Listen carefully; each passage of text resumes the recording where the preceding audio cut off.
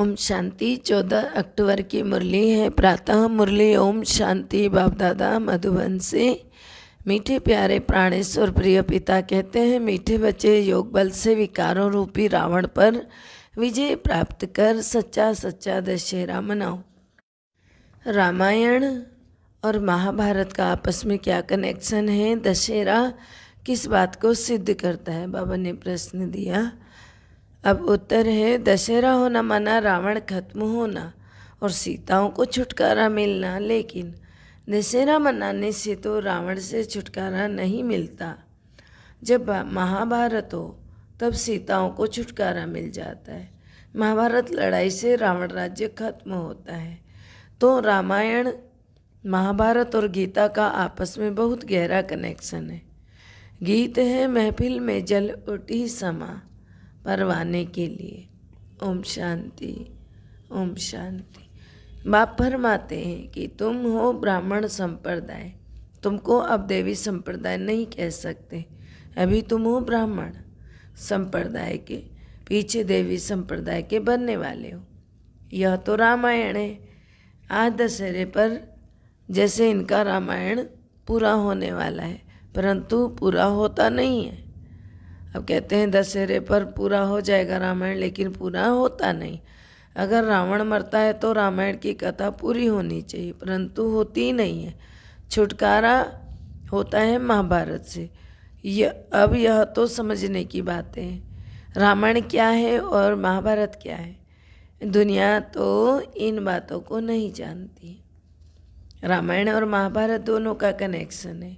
महाभारत की लड़ाई से रावण राज्य खत्म होता है। फिर यह दशहरा आदि मनाने का ही नहीं है।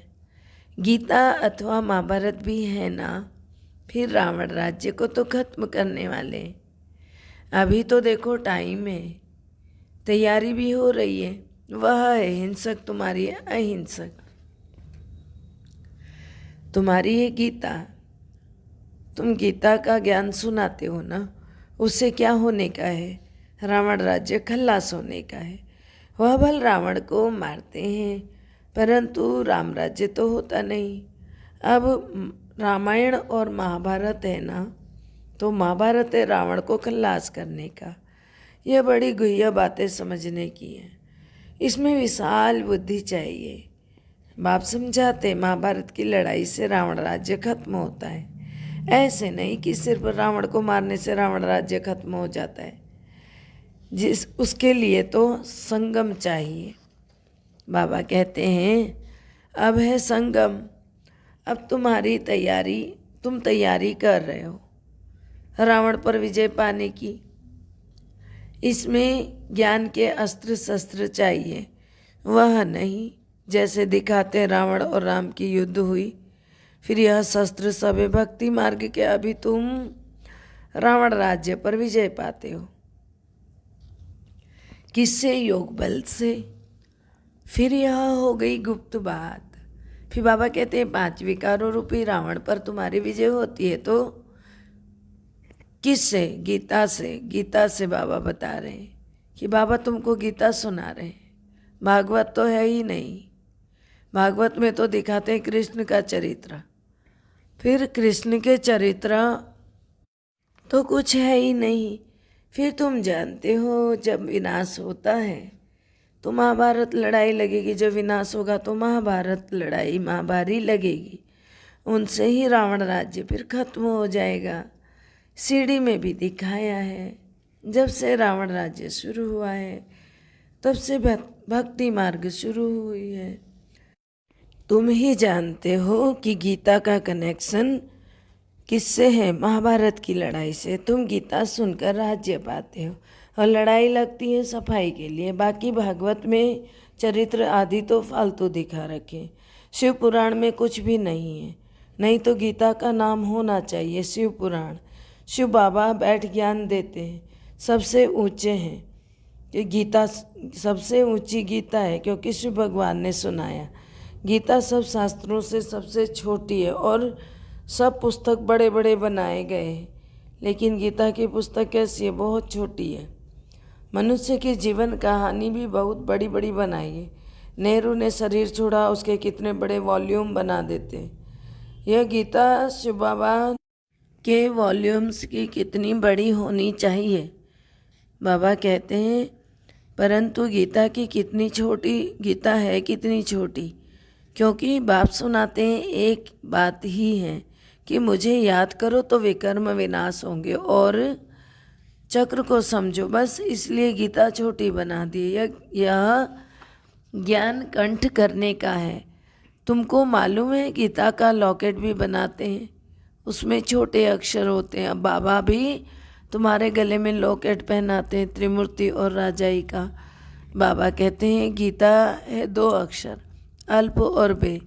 यह है गुप्त मंत्र का लॉकेट, मन मना भव। गुप्त मंत्र का लॉकेट है मन मना भव। मुझे याद करो तो विकर्म विनाश होंगे। तुम्हारा काम है योग बल से विजय पाना। फिर तुम्हारे लिए ही बाबा कहते हैं कि सफाई भी चाहिए। बाबा समझाते तुम्हारे योग बल से ही रावण राज्य का विनाश होना है। फिर बाबा कहते हैं रावण राज्य कब शुरू हुआ, यह भी तो नहीं जानते ना। यह ज्ञान बड़ा सहज है, सेकंड को की बात है ना। 84 जन्मों की सीढ़ी में भी इतने इतने जन्म लिए हैं। 84 जन्मों की सीढ़ी में भी देखो क्या दिखाते हैं, इतने इतने जन्म का दिखाया जाता है। तो कितना सहज है। बाबा ज्ञान का सागर है, ज्ञान सुनाते हैं ना। तुम सब मुरली के कागज इकट्ठे करो तो ढेर हो जाएंगे। बाप डिटेल में समझाते हैं, नटसेल में तो कहते हैं ना अल्प को याद करो, बस बाकी टाइम किस में लगाते हैं। तुम्हारे सिर पर पापों का बोझा बहुत है, वह याद से ही उतरेगा। बाबा कहते हैं कि इसमें मेहनत लगती है, घड़ी घड़ी तुम भूल जाते हो। तुम बाबा को याद करते रहो तो कभी विघ्न भी नहीं पड़ेंगे। देह अभिमानी बनने से विघ्न पड़ते हैं। देही अभिमानी बनते हो तो अंत में बन जाते हो, फिर विघ्न भी नहीं पड़ते। फिर आधा कल्प कोई भी विघ्न नहीं पड़ता। यह कितनी गुह्य बातें, गहरी गहरी बातें, किसकी समझने की। समझिए इस बात को। शुरू से लेकर कितना सुनाते आए, फिर भी कहते हैं ना सिर्फ अल्प और बे को याद करो बस। झाड़ का है विस्तार, बीज तो छोटा होता है, छोटे से भी छोटा। झाड़ कितना बड़ा निकलता है। आज दशहरा है ना, अब बाबा समझाते हैं रामायण का महाभारत से क्या संबंध है। तो रामायण का महाभारत से क्या संबंध है। भक्ति मार्ग का आधा कल्प से चला आता है। तो बाबा कहते हैं ना गोया अब रावण राज्य चल रहा है, तो फिर महाभारत आएगा तो रावण राज्य खत्म हो जाएगा, राम राज्य शुरू हो जाएगा। रामायण और महाभारत में क्या फ़र्क है। राम राज्य की स्थापना और रावण राज्य का विनाश होने का है। गीता सुनकर तुम विश्व का मालिक बनने लायक बनते हो। गीता और महाभारत भी है ना, किसके लिए, अभी के लिए, रावण राज्य खत्म होने के लिए। बाकी उन्होंने जो लड़ाई दिखाई वह रॉन्ग है। लड़ाई है 5 विकारों पर जीत पाने की। तुमको 2 अक्षर सुनाते हैं, मन मना भवा और मध्याजी भवा। गीता के शुरू में और अंत में 2 अक्षर आते हैं। बाबा कहते हैं कि बच्चे समझते हैं बरोबर गीता का एपिसोड चल रहा है, परंतु किसको कहेंगे तो कहेंगे कृष्ण कहाँ है। बाबा की समझानी और भक्ति मार्ग के शास्त्रों में कितना फ़र्क है, यह कोई नहीं जानता। यह रामायण क्या है, महाभारत क्या है। महाभारत की लड़ाई के बाद ही स्वर्ग के द्वार खुलते, परंतु मनुष्य यह समझेंगे नहीं। इसीलिए तुम परिचय भी बाप का देते हो। पहले बाप का परिचय दो। बाप कहते हैं मामेकम याद करो। यह बाप सारी दुनिया के लिए कह देते, किसी एक के लिए नहीं, सारी दुनिया के लिए कहते हैं। एक गीता को ही खंडन किया है। गीता सभी भाषाओं में गीता का प्रचार है। तुम्हारे राज्य में भाषा ही एक होगी, वहाँ कोई शास्त्र पुस्तक आदि नहीं होगा, वहाँ भक्ति मार्ग की कोई बात भी नहीं रहती है। भारत का ताल्लुक तो है ही रामायण महाभारत और गीता से। भगवान तो बच्चों को गीता सुनाते हैं जिससे तुम स्वर्ग के मालिक बन जाते हो। महाभारत लड़ाई जरूर लगनी है, तो जो पतित दुनिया खत्म हो जाए। गीता में तुम पावन बनते हो, पतित पावन भगवान आते ही अंत में कहते हैं ना, काम महाशत्रु है, इस पर ही विजय पानी है। काम विकार से ही कभी हार नहीं खानी, इनसे तुम नुकसान पाते हो। विकारों के पिछाड़ी बड़े बड़े नामी ग्रामी मिनिस्टर्स आदि भी अपना नाम बदनाम करते हैं। काम के पिछाड़ी बहुत खराब होते हैं, इसलिए बाप समझाते हैं। बाप के पास जवान जवान बच्चे आते हैं, बहुत हैं जो ब्रह्मचर्या में रहते हैं, सारी आयु शादी भी नहीं करते हैं। फीमेल्स भी होती है, नन्स कब विकार में नहीं जाती हैं, परंतु उससे कोई प्राप्ति थोड़ी होती है, नहीं होती है। यहाँ तो बात है पवित्र बनने की, जन्म जन्मांतर स्वर्ग के मालिक बनने की। फिर जन्मांतर पापों का बोझा सिर पर है, अब वो कटे तब तो स्वर्ग में चले। बाबा कहते हैं यहाँ मनुष्य पाप करते रहते हैं, एक करके एक जन्म कोई सन्यासी बनते हैं। जन्म तो विकार से ही लेते हैं ना, फिर भी भले सन्यासी बनते, लेकिन जन्मा कैसे? विकार से। तो रावण राज्य में तो विकार बिगर जन्म होता ही नहीं। पूछते हैं वहाँ जन्म कैसे होगा? कहाँ? सतयुग में तो योग बल से होगा। किसको कहा जाता है योग बल? ये पूछने की दरकार नहीं है, जरूरत नहीं है, मत पूछो। है ही संपूर्ण निर्विकारी दुनिया, उसके लिए क्या पूछोगे तुम? रावण राज्य ही नहीं तो प्रश्न ही नहीं उठ सकता। सब साक्षात्कार होंगे। या बूढ़े जो होते हैं ना, तो यह साक्षात्कार होता है। बाबा कहते हैं कि जाकर तुम बच्चा बनूंगा, ऐसे बूढ़े होने पर ऐसे ऐसे साक्षात्कार होते हैं। नहीं तो बाबा कहते हैं योग बल किसको कहा जाता है, ये पूछने की दरकार थोड़ी है। संपूर्ण निर्विकारी दुनिया, रावण राज्य नहीं तो फिर प्रश्न भी नहीं उठ सकता। सब साक्षात्कार होंगे।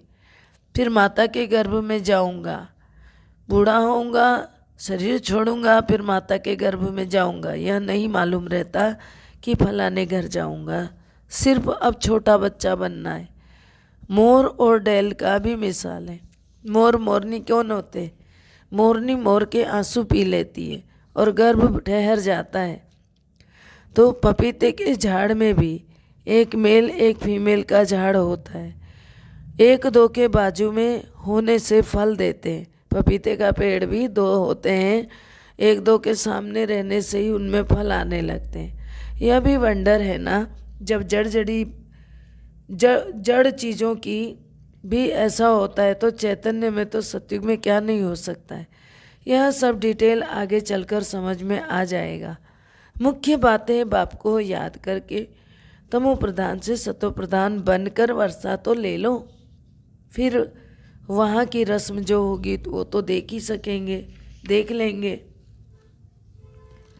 तुम योग बल से विश्व के मालिक बनते हो, तो बच्चा तो क्यों नहीं पैदा हो सकता? बच्चा भी पैदा हो सकता है। जब विश्व के मालिक योग बल से बन सकते हो तो बच्चा पैदा होना क्या बड़ी बात है? ऐसे ऐसे प्रश्न बहुत पूछते रहते हैं कि कैसे क्या होता है। फिर कोई बात में जवाब पूरा ना मिला तो गिर भी पड़ते हैं। थोड़ी बात पर भी संशय आ जाता है।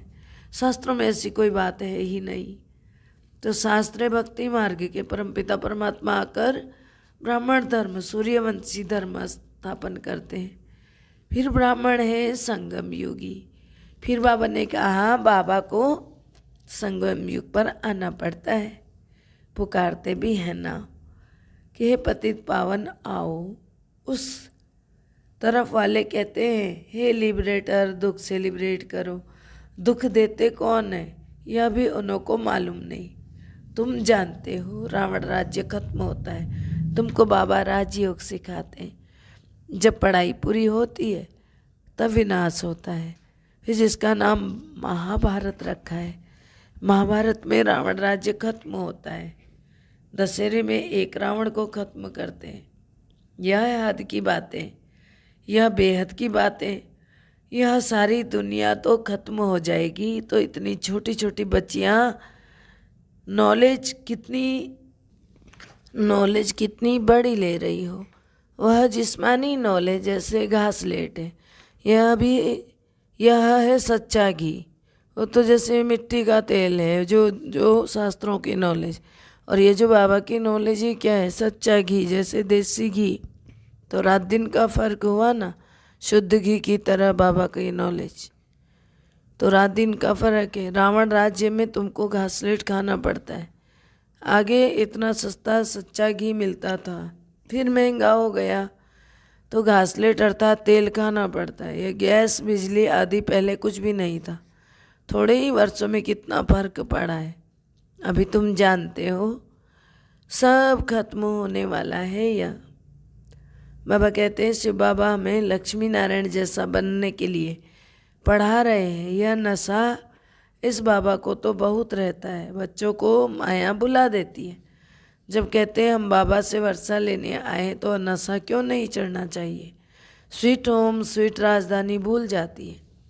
बाबा जानते हैं जो हड्डी सर्विस करते हैं तो वह महाराजकुमार बनेंगे। तुमको यह नशा क्यों नहीं रहता है, क्यों याद में नहीं रहते हो, सर्विस में पूरा तत्पर नहीं रहते। कभी तो सर्विस में उछल पड़ते, कभी ठंडे हो जाते हैं। यह हर एक अपने से पूछे। ऐसा होता है ना, कभी कभी भूलें भी हो जाती हैं, इसलिए बाबा समझाते हैं ज़बान मीठी बड़ी मीठी चाहिए, सबको राजी करना है, किसको आवेश ना आए। बाप देखो कितना प्यार का सागर है, और बाप का प्यार सबके प्रति बराबर होता है।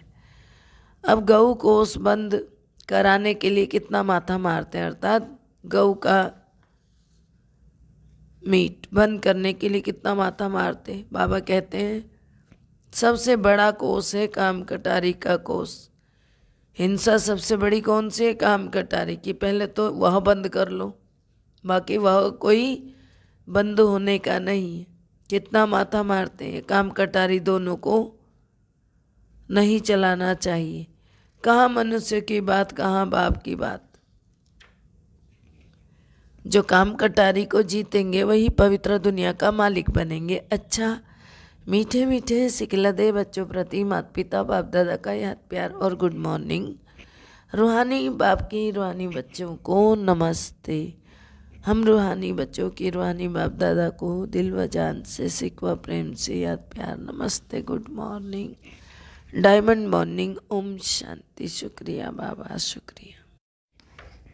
धारणा के लिए मुख्य सार है, पहला है बाप समान प्यार का सागर बनना है, कभी भी आवेश में नहीं आना है, अपनी जबान बड़ी मीठी रखनी है, सबको राजी करना है।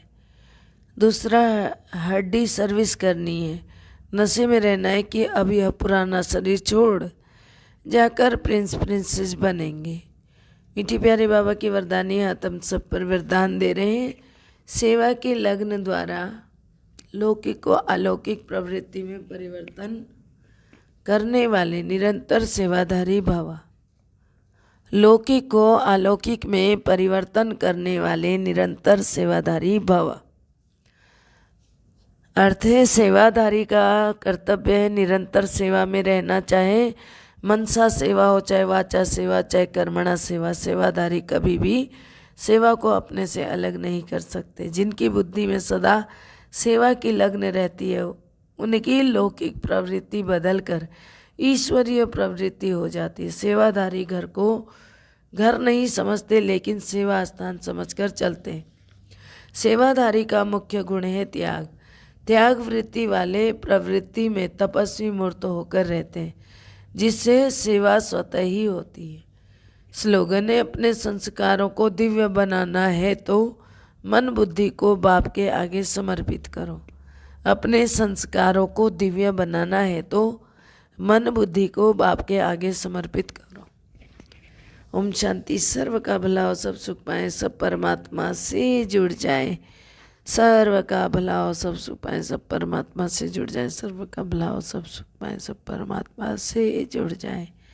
अंत समय में अपना जीवन सफल बनाए, मुक्ति जीवन मुक्ति को पाए। ओम शांति।